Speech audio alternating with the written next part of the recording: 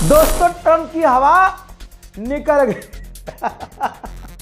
Trump की हवा निकल गई है। ट्रंप ने एक तरफा ऐलान कर दिया है। यार जलवा देखो आप, एक देश लड़ रहा था और जिसका प्रधानमंत्री जो है बहुत फुदक रहा था, तो दो देश लड़ रहे थे, ऐलान इसने कर दिया था कि जंग खत्म हो गई। दो देश लड़ रहे थे, ऐलान इसने किया था कि जंग खत्म हो गई। अब यहां पर ये खुद लड़ रहा था और एक तरफा इसने ऐलान कर दिया कि जंग पूरी हो गई। जी हां, ट्रंप ने कहा कि जंग ऑलमोस्ट पूरी हो चुकी है। ईरान का हमने सब कुछ तबाह कर दिया है। ईरान की नेवी तबाह कर दी है, एयरफोर्स तबाह कर दी है, IRGC तबाह कर दिया है, हमने उन्हें घुटने पे ला दिया है। अच्छा, ईरान को पता ही नहीं है कि वो घुटने पे है। अबे ईरान घुटने पे नहीं है, तू ईरान के उस पे है, उस पे मतलब पैरों पे है। रमजान है भाई, कंट्रोल उदय। दोस्तों सॉरी आगा, सॉरी थोड़ा मैं जज्बाती हो जाता हूँ। खबर यह है कि व्लादिमीर पुतिन के पास भागा है डोनाल्ड ट्रंप, फोन किया है और कहा है कि मतलब बात चल रही है कि मैं ऐसे इंसान को जानता हूँ जो सुप्रीम लीडर जो अब बना है, मुश्तबा खामनाई, जो मुझे पसंद नहीं है, उसका रिप्लेसमेंट है, वो उनसे बेहतर है।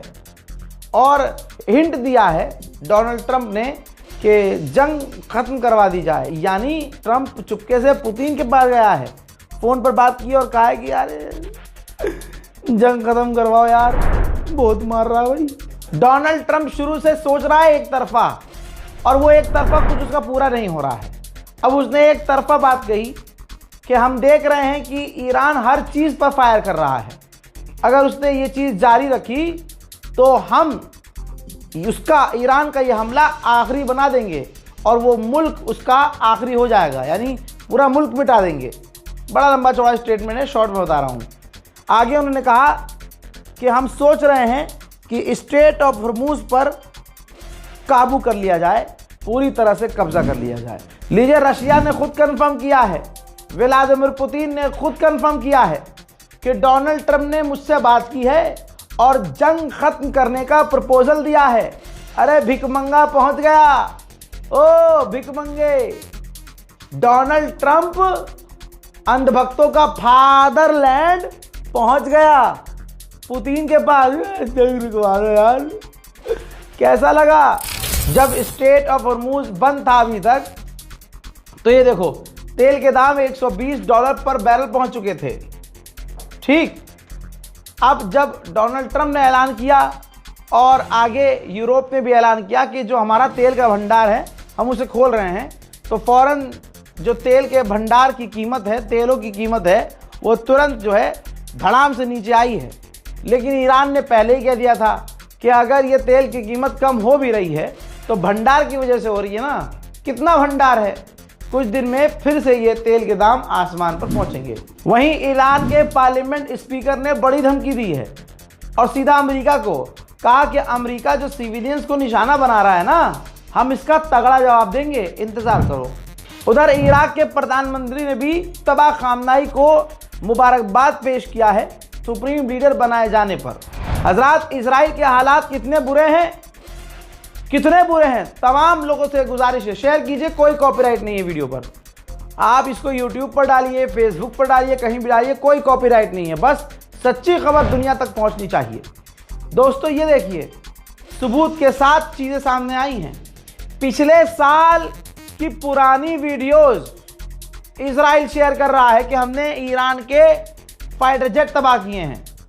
यानी झूठ देखो, इजराइल दुनिया की जो सबसे खतरनाक ताकत है, शैतानी ताकत, उसको भी अब झूठ दिखाना पड़ रहा है। अपने आप को मजबूत दिखाने के लिए पिछले साल जो 12 डेज वॉर हुआ था, उसमें ईरान के जो फाइटर जेट इसने तबाह किए थे, वो पुराने वीडियोस निकालकर दोबारा पोस्ट कर रहा है कि हमने ईरान के फाइटर जेट तबाह किए हैं। बहुत बढ़िया भाई, बहुत बढ़िया। इराक के लड़ाकों ने जिम्मेदारी ली है कि हमने इराक की सरजमीन से कुवैत में अमेरिकी ठिकानों पर बमबारी की है और ड्रोन और मिसाइल दागी। ईरान के राष्ट्रपति पेजेश्कियान को रजब तैयब एर्दोगान ने फोन किया, तुर्की के राष्ट्रपति ने, और कहा भाई क्यों मार रहे हो हमें, हम तो तुम्हारे साथ हैं।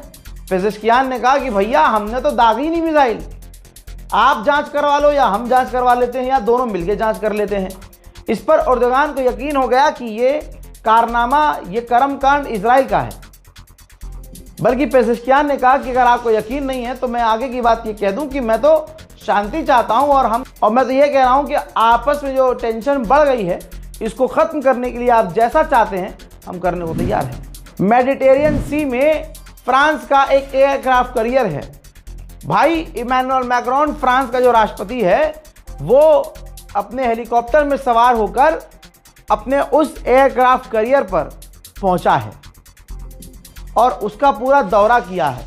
कहा जा रहा है कि ये एयरक्राफ्ट कैरियर मिडिल ईस्ट जा रहा है अरब देशों को ईरान के हमलों से बचाने के लिए।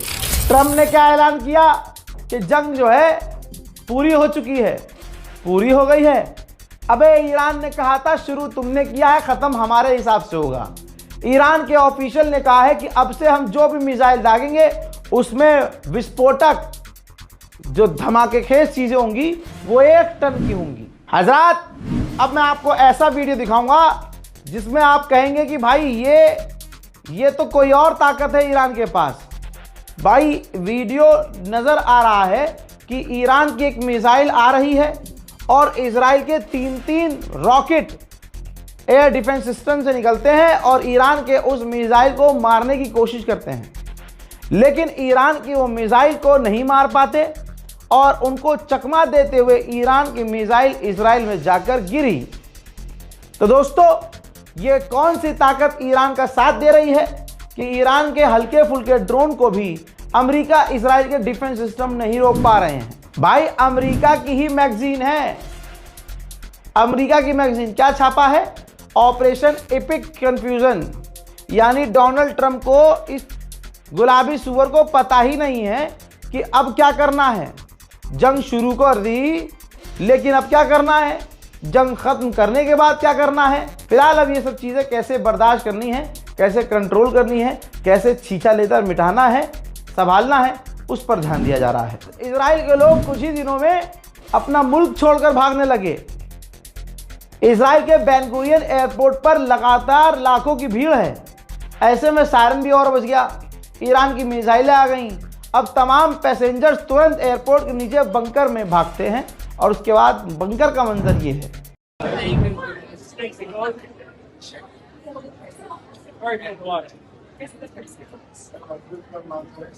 डोनाल्ड ट्रंप ऐलान कर रहा है कि जंग खत्म हो गई है, लेकिन ब्रिटेन में कुछ और चल रहा है। ब्रिटेन में फ्यूल टैंकों के करीब, गैस स्टेशन के करीब लंबी लंबी कतारें हैं, क्योंकि तेल और पेट्रोल डीजल के दाम तेजी से बढ़ रहे हैं। उधर सऊदी अरब ने किया ऐलान, जानकारी दी है कि हमने 3 ड्रोन्स को मार गिराया है जो ईरान के थे। ओहो, ईरान के विदेश मंत्री कह रहे हैं कि अभी हमारे पास और भी सरप्राइजेस हैं, हमारे पास स्टोरेज में बहुत सारी चीज़ें हैं, चिंता मत कीजिए, अभी जंग जारी रहेगी। भाई ईरान की फौज ने तो भाई साहब बम्बू लगा लिया है, सरसों का तेल और सांडे का तेल एक साथ लगाकर लट पकड़ रहे हैं।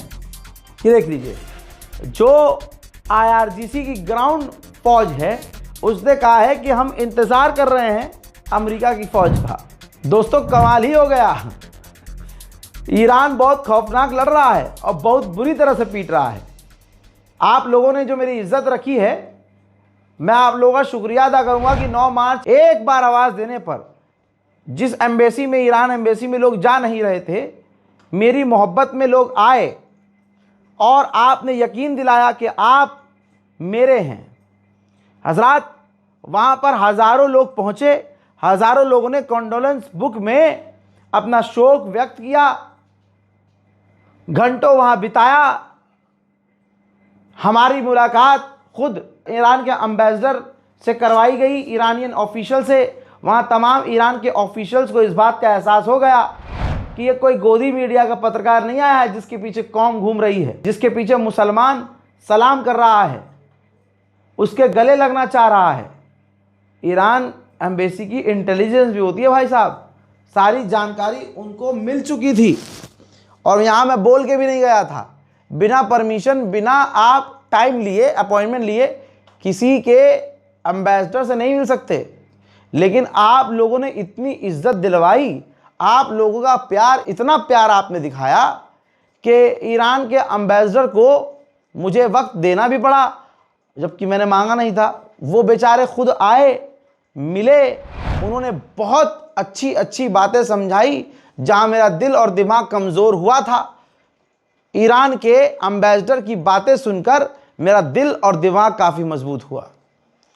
दोस्तों, आप सभी का मैं शुक्रगुजार हूं कि आप लोगों से वैसे नहीं मिल सका जैसे मिलना था, लेकिन फिर भी आप लोग, कोई दुकान बंद करके आया, कोई 300 किलोमीटर दूर से आया, कोई कल शाम को 5 बजे ही ट्रेन पकड़ के चल चुका था पंजाब से।